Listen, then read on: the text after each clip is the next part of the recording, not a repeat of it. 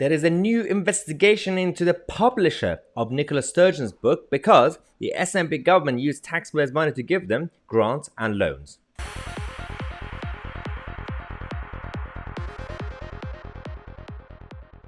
Well, you might think the season of Christmas and holidays are coming up. You might think that the season of Halloween just went past. No, this is the season of corrupt politicians. Everything's coming out now. It's their own fault. The fake outrage by left-wing corrupt politicians at Owen Paterson and the Tory corrupt politicians, they didn't really help. The backlash is they opened the door to chaos, absolute chaos. They thought that if they stand up in House of Commons, being outraged at Owen Paterson and the Tory party for, taking advantage of the lobby system and the influence that they have and second jobs and all that stuff would help. No. You just help to make, obviously, the right-wingers and also the press and media go after yourself. Nicola Sturgeon's book publisher, this firm that was given money by the SNP government in Scotland, is now under investigation because there was this book that was published by the firm that's controlled by Robert Davidson. Robert Davidson is a massive SNP supporter. He's a massive fan of Nicola Sturgeon and Scottish nationalism and isolationism, against, of course, free market, free trade, free speech, individual liberty, humanity, decency, basically. Allegedly, guys, don't worry. And luckily, we're not regulated by Ofcom. I could say whatever I want. So, but that was a joke.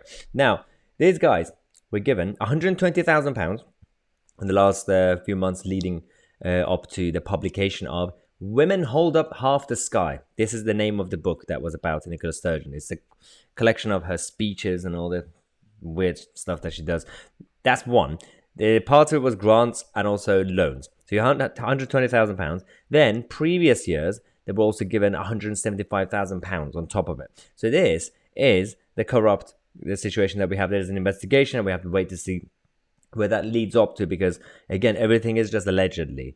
We just know the links. Let's just say there's coincidental links that Robert Davidson was an SNP supporter, given money from using taxpayers' money in Scotland, and happened to publish a book about Nicola Sturgeon, a very positive book about Nicola Sturgeon.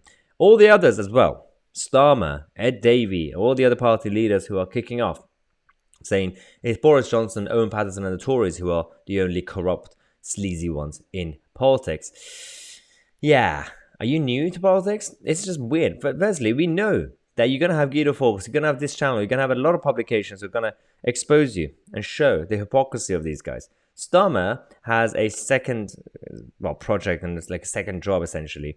£250 per hour. It gave him £26,000 on top of his salary and all the, obviously, the expenses that he gets as a politician as well, and the leader of opposition as well.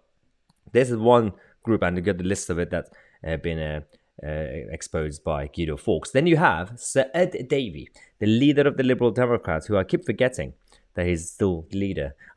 Sometimes I still think it's Vince Cable. Sometimes I forget it was Joe Swinson. Lib Dem's irrelevant, but this is important. £78,000 a year. He's got this £500 an hour rating. I mean, his rate is actually quite high. I'm not really sure what his expertise is, but for some reason, he is contributing to the political system by just using his words and his advice, his wisdom. So these guys are the ones who are lashing out, pretending to be outraged, not because Owen Paterson took advantage of the lobbying system to use his influence as a politician to go with his governmental friends. No. Their problem is that Owen Paterson and the Tory politicians, some of them have second jobs. If you have a problem with second jobs, why do you have second jobs?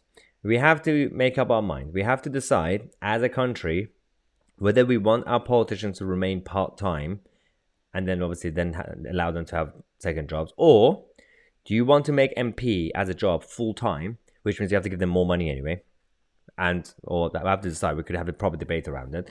You can't have this mix and match mentality. And then you have people like Sir Bottomley, the father of the house, Peter Bottomley, who comes out and say, I can't live on £80,000 a year. What do you do with the money? There are people on £20,000 a year. There are some people on £15,000 a year, £18,000 a year living in this country, and you're complaining that you as a politician, you also get expenses on top of your salaries, you can't do it. We have to wait to see where this story leads up to, because there is an investigation. A lot of people can't really comment on it, especially the mainstream media. So I just want to point out what's going on right now, potentially what could happen with this story. So we'll keep you guys posted on this channel, but also if you want to support us, become a member of the channel by going on my2c.co.uk or use the PayPal link in the description. I'm my2c, and I'll see you guys in the next video, because we are the media.